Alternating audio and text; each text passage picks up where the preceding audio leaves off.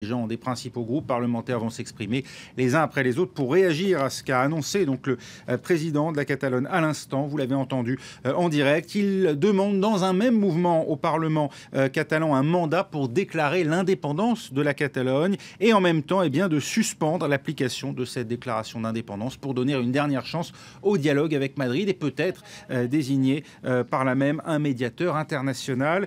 Jean-Marc Sanchez, bonjour. Vous êtes avocat fondateur de la commission franco-espagnole du barreau de Paris. Ce que vient de dire à l'instant Carles Puigdemont, est-ce qu'il faut le prendre donc pour une déclaration d'indépendance en bonne et due forme?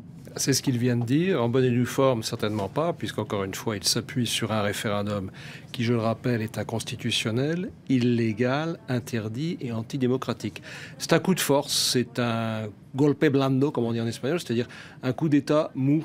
C'est plus qu'un coup d'État, c'est un complot, parce que tout ça a été préparé depuis longtemps. Ça, c'est la manière dont Madrid envisage les choses, mais les Catalans qui veulent eux-mêmes sortir de l'Espagne ne peuvent pas se placer sous la tutelle de la Constitution et de ses textes. Bien sûr que si, puisqu'ils l'ont voté à 90% en 1978. 90% des Catalans ont voté pour la Constitution que, aujourd'hui, Carles Puigdemont et son équipe au gouvernement veulent fouler aux pieds en ne respectant pas les règles qui ont été approuvées par une majorité de Catalans, alors qu'une minorité de Catalans ont voté pour eux il y a 3 ans, qu'ils gouvernent avec simplement 47% des voix et qu'une minorité de Catalans se sont exprimés il y a 8 jours dans cette mascarade de référendum que nous avons tous vue. Il est pourtant revenu longuement, Gauthier Rybinski, tout au long de sa demi-heure environ d'allocution, sur les conditions qui, malgré les 43% de participation au référendum, font qu'il s'estime aujourd'hui à la tête d'une majorité pour l'indépendance.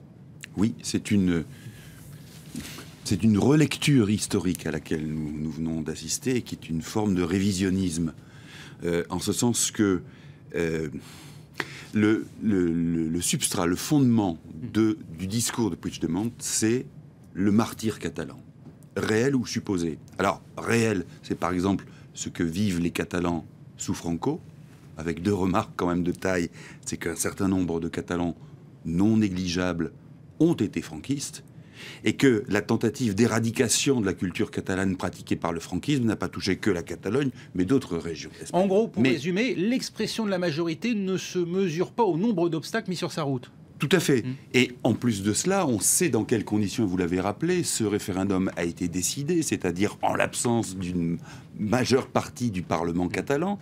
Cette loi sur le référendum est non seulement juridiquement contestable, mais politiquement, c'est une épreuve de force. Oui, c'est un coup de force effectué. Et sur quoi repose aujourd'hui l'argumentation de Puigdemont? C'est de dire... Le peuple catalan, depuis toujours, au fond, alors on pourrait remonter à 1714, à la guerre de succession, etc., est victime. Et c'est ça, le fond, la quintessence même de son discours, c'est de dire... C'est ça qui le légitime aujourd'hui. C'est ça qui le légitime totalement. Et c'est vrai que l'action de Madrid, ces derniers temps, a été une forme de piège dans lequel Rajoy est tombé. Parce que qu'aurait-il à dire aujourd'hui, Puigdemont, ou qu'aurait-il eu à dire la dernière fois qu'il a pris la parole, s'il n'avait pas mentionné les erreurs de Madrid, les distorsions du statut de 2010, plutôt de 2006, distordues par la Cour constitutionnelle de 2010, là on peut discuter là-dessus. Mais à chaque fois qu'il y a eu des avancées pour la Catalogne, elles ont été retournées par les indépendantistes catalans comme étant en quelque sorte des expressions supplémentaires du joug que Madrid imposerait à Barcelone. Et c'est ça le fond de ce discours, c'est que finalement il est vide. Il ne repose sur aucun projet quand il parle d'une république catalane. Quelle forme de république catalane? Quel contenu politique? Quelle, par exemple, institution? Est-ce que les juges vont être nommés par la majorité des députés qui seraient des députés donc nationaux catalans? On n'en sait rien. Vous voyez donc l'ambiguïté, l'opacité et le fait que ce nationalisme catalan avance masqué reste un problème capital dans l'expression de ce que vient de dire le président de la Generalitat. À Barcelone, avec nous en direct, notre envoyé spécial Marion Godin. Marion, comment réagit-on sur place à Barcelone? Que veulent retenir finalement tous ceux qui manifestaient tout au long de cette journée en faveur de l'indépendance? On les a vus sur les images. Est-ce qu'ils retiennent la demande de Carles Puigdemont de donner mandat au Parlement de lui permettre de déclarer l'indépendance, ou au contraire la suspension de cette déclaration pour négocier avec Madrid?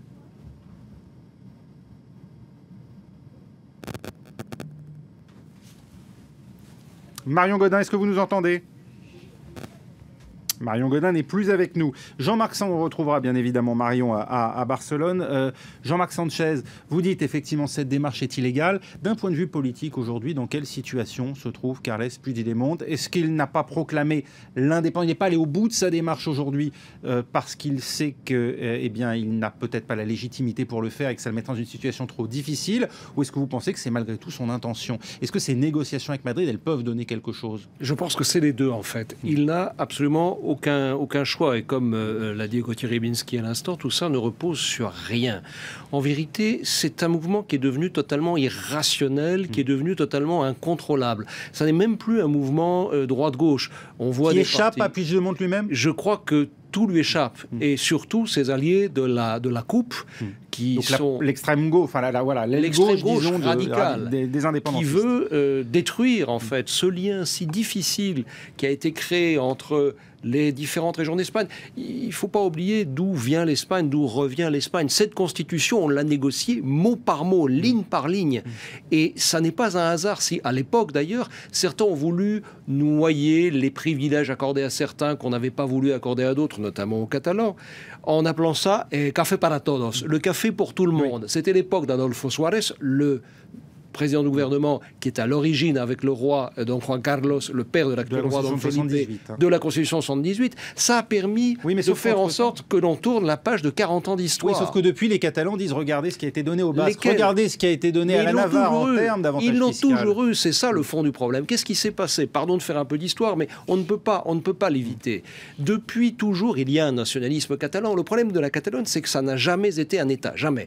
Tous ceux qui vous disent le contraire se trompent, il faut relire l'histoire. Elle a toujours fait partie de quelque chose de plus grand qu'elle. D'abord le royaume d'Aragon, ensuite l'Espagne, et après les Basques, eux, ont conservé des privilèges que les Catalans avaient, mais ils les ont perdus. Pourquoi ? À cause de la guerre civile, parce que Franco a gagné, et comme ils étaient les ennemis jurés de Franco, Franco a réprimé les Catalans aussi en supprimant ses statuts. Ils veulent revenir au statut d'avant. Oui. Alors, on va voir si c'est légitime ou pas. On va retourner justement sur place en Catalogne, puisqu'on a réussi à rétablir la liaison avec Marion Gaudin.